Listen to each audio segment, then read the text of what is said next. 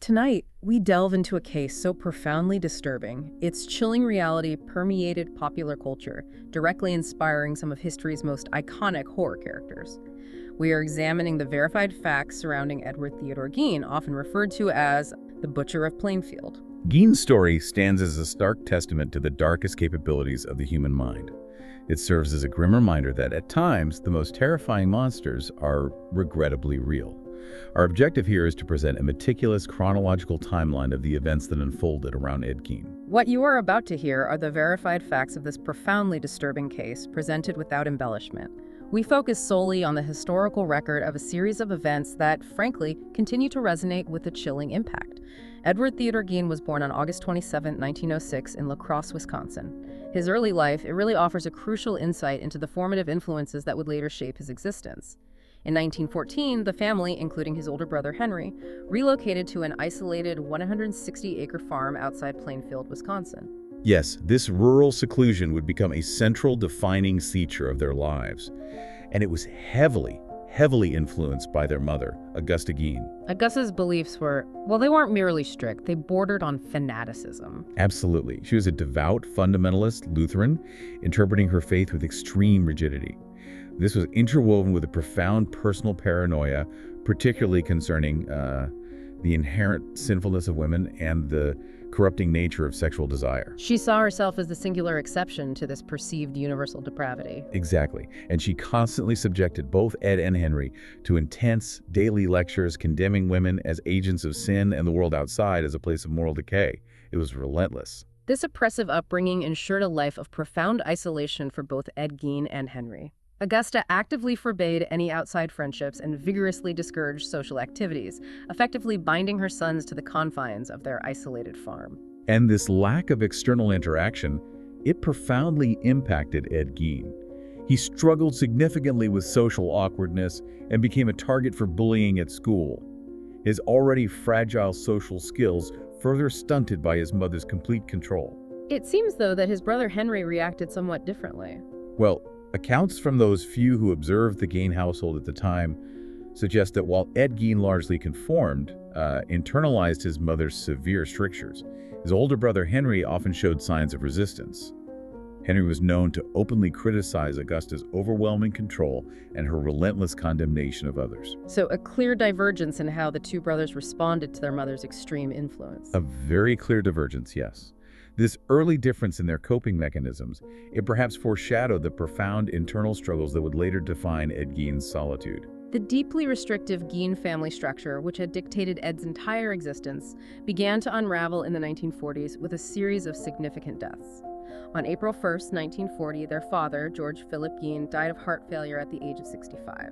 George was known to be an abusive individual and an alcoholic. His presence undoubtedly contributed to the oppressive atmosphere of the Gein household. 4 years later, another tragedy. May 16, 1944. Henry Gein died under rather puzzling circumstances. Yes. He was found deceased during a brush fire near the family farm. The official cause of death was attributed to asphyxiation, and authorities noted the presence of bruises on his body. Now, while persistent speculation has fueled theories of foul play, particularly given Henry's known criticisms of Augusta. And her influence on Ed. Precisely. But it is crucial to state that no definitive evidence ever conclusively linked Ed Gein to his brother's death. The precise events of that day remain a subject of historical debate. The final and arguably most impactful pillar of Ed Gein's early life crumbled on December 29, 1945. Augusta Gein died after enduring a series of debilitating strokes. Her death left Ed Gein utterly alone. Completely devoid of the dominating oppressive presence that had singularly dictated every aspect of his life. This was the moment his isolation deepened catastrophically. Following his mother's death, Ed Gein's already profound reclusion intensified dramatically. He meticulously sealed off significant portions of the farmhouse. Yes, this included his mother's bedroom and the parlor, preserving them untouched. These sealed areas weren't just storage. They functioned as personal shrines to her memory, frozen in time. He himself shifted to living primarily in the kitchen, signaling a complete reorganization of his daily life. And it was in this period, from 1945 onwards, that Gein's descent into a truly bizarre and morbid obsession with the human body, particularly female anatomy, It escalated beyond any normal comprehension. His reading habits certainly reflected this disturbing preoccupation. He compulsively read anatomy texts, delving into the intricacies of the human form. He consumed pulp fiction featuring lurid stories of cannibalism and horrific Nazi atrocities. And medical journals too, wasn't it? Yes, he subscribed to and meticulously studied various medical journals, all of which served to fuel his increasingly grotesque and macabre interests. During the same period, another crucial and disturbing practice began. He started frequenting local cemeteries. This was a precursor to the horrifying activities that would define his later crimes. A significant shift in his behavior, moving from purely intellectual curiosity to a physical engagement with his morbid fascinations. Beginning around 1947 and continuing for approximately a decade until his eventual arrest in 1957, Ed Gein embarked on a chilling campaign of grave robbing. This wasn't random. He meticulously targeted local cemeteries, regularly exhuming bodies, primarily those of recently interred middle-aged women. Specifically those he believed bore a physical resemblance to his deceased mother, a testament to his continued warped psychological fixation. Authorities later confirmed the scale of his depravity. They established he had robbed approximately 9 graves across 3 Wisconsin counties: Waushara, Portage, and Marquette. His process involved transporting these desecrated bodies back to his isolated farmhouse, where he engaged in acts that, frankly, defy human comprehension. deeply unsettling to contemplate, even now. It is crucial, though, to address and clarify a persistent myth surrounding Gein's activities. The idea of a complete, finished skin suit. That's correct. While he undeniably created numerous grotesque artifacts from human skin, no full wearable skin suit was ever discovered by investigators. Instead, the police inventory meticulously listed individual components: Disturbing face masks fashioned from human skin, leggings made from skin. a vest also crafted from human skin, and a pouch containing female genitalia. These were macabre elements, yes, but not a unified garment. The confirmed items from Gein's police inventory paint an undeniably horrifying picture of his domestic environment. Truly, discoveries included bowls crafted from human skulls, lampshades and chairs upholstered with human skin, the leggings and vests you mentioned, a human heart found chillingly in a saucepan, and human skulls used as macabre bedposts. And perhaps most infamously, The belt. Investigators also found a belt fashioned from human female nipples, a truly grotesque object that underscored the depth of his perversion. Gein's crimes then escalated from the desecration of graves to acts of murder. On December 8, 1954, Mary Hogan, who owned a tavern in Pine Grove, a community near Plainfield, mysteriously vanished. Gein later confessed to her murder. He stated he had shot her with a revolver.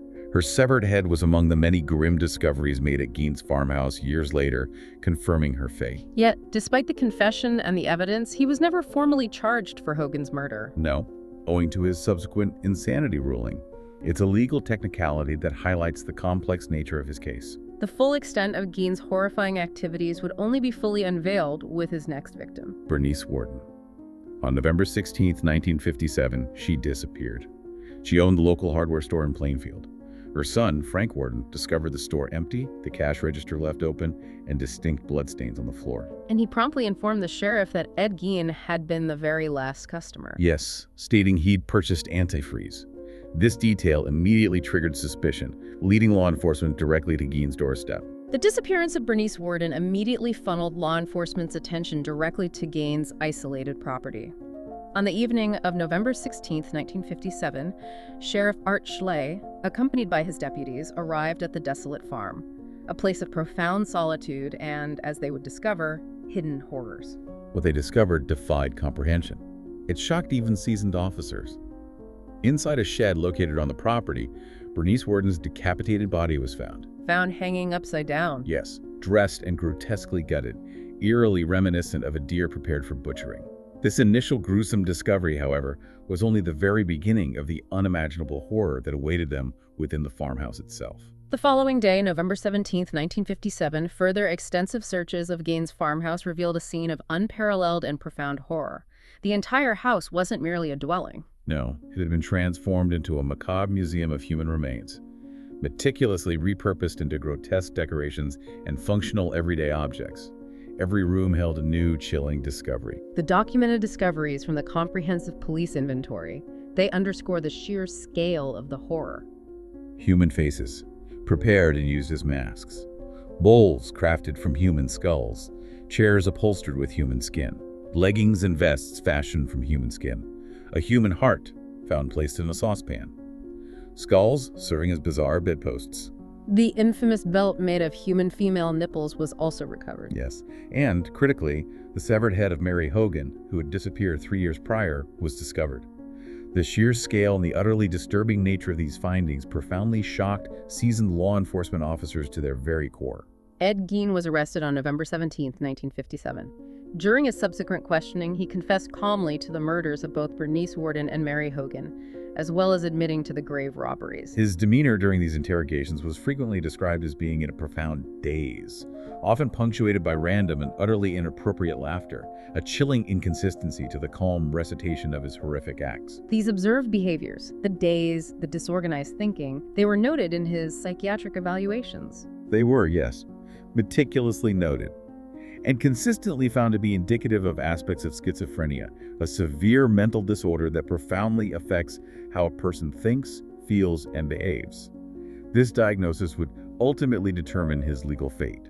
In January 1958, following those evaluations, Gein was formally found mentally incompetent to stand trial due to his schizophrenia diagnosis. Consequently, he was committed to the Central State Hospital for the Criminally Insane.